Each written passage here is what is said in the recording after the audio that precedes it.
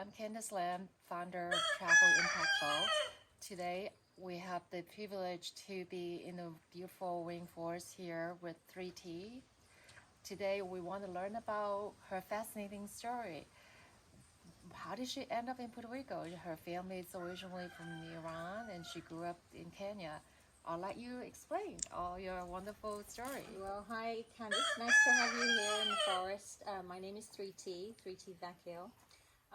I write it as a 3 and a T because that's how it's pronounced and spelled, like the word 30 with the I and the R the other way around. I have various nicknames, all to do with trees, funnily enough, and I've ended up in my life working with trees. I was born in Kenya. My family are of the Zoroastrian diaspora that ended up in Zanzibar, which is a small island off the coast of East Africa. And when I was 10, of course, I was born in Kenya, and then my parents, in 1975, moved to England. And so then I was in London for my teenhood and into my 20s and college years. And then after that, I left, and that's a whole new chapter that started. Went off traveling, lived on the oceans for several years, and started working with a group of people who were the founders of this rainforest project. And that's how I ended up here for the last 21 years. Amazing. What I found you so fascinating is that you actually didn't have a biology degree or anything with the forestry degree, but you've been living here for 21 years pretty much by yourself. You're the only full-time employee here, correct? Well, this or project, volunteer? it's gone through several evolutions of people living here. Several volunteers, long-term volunteers, have lived here for 5 years, 8 years or so. But yeah, I've been here for 21 years, and since Hurricane Maria, it's been mostly solo, but with lots of volunteer groups coming in.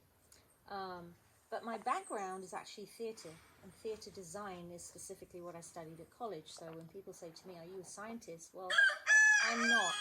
I call myself a performance scientist and a research artist because I love to do research. And that includes collecting the data on anything, be it trees, vines, fungus, frogs, lizards, it doesn't matter. But then to collate that using imagery, photographs of all kinds. I'm a painter as well. So putting together information. So I'm not trained as a scientist, but I've been doing research work now for over 20 years. And I spent 3 years studying coral reefs as a diver, and that's when I really got into that whole research mode. And it wasn't long before I came to the rainforest and really took up the mantle here of work with trees and really got into what is sustainable forestry. I realized that working in theatre has helped me, though, to be able to put on lots of different hats. You know, 1 minute I'm writing reports, the next minute I'm talking to people, the next minute I'm leading a group, the next minute I'm digging ditches, pruning trees, planting trees, collecting seeds, reading up about trees, everything. So you have to really be able to jump into whatever role is necessary, and theatre has been a great teacher of that way of life. So that's really my background. And from my understanding is that you have a lot of different scientists coming to the rainforest and collect data. And last time we were here, you have a bee professor or professors or group that study bees and pollinations. And right now you're doing a lot of growing or collecting tree seeds. So after Hurricane Maria, and the fact that we're sitting out here and we have lots of light is because of Hurricane Maria. We lived right inside the forest. We would have maybe a couple of hours of direct sunlight a day.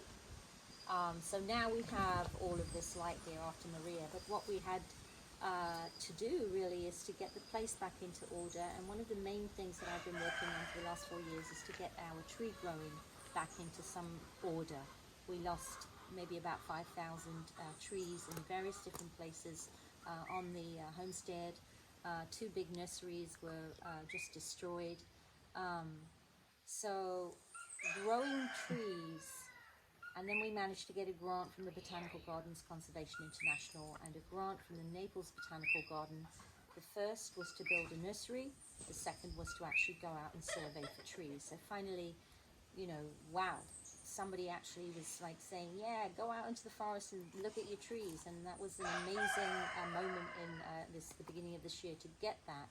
So putting together a team of some of the most amazing biologists and botanists and taxonomists in Puerto Rico. I have an ACE team, and we have done several surveys now into the forest to look for two specific trees that we're looking for, Ravinia urbani, Garcinia puertoricensis, which are two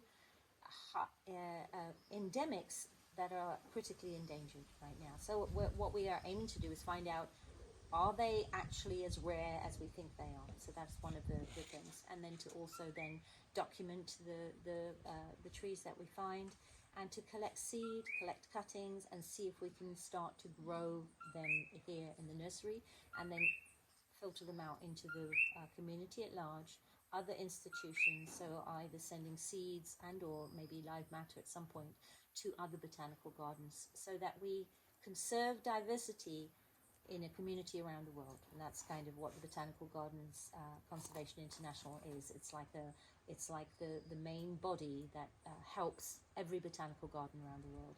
We're not a botanical garden, but because of our location and the work that we've been doing, they found it. We're gonna seek you out and talk to you, and they did.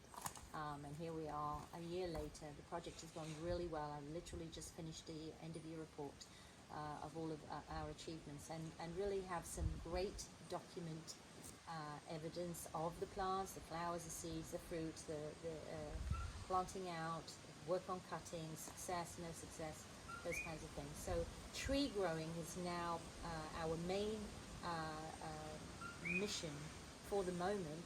As other things happen, the road gets fixed, we get back out into the forest to actually get to plant trees out again, harvest trees and or fell trees that died in a hurricane but are still standing, and all of that. But in this interim here, we are now growing trees for wood and for biodiversity. Wow. Pause.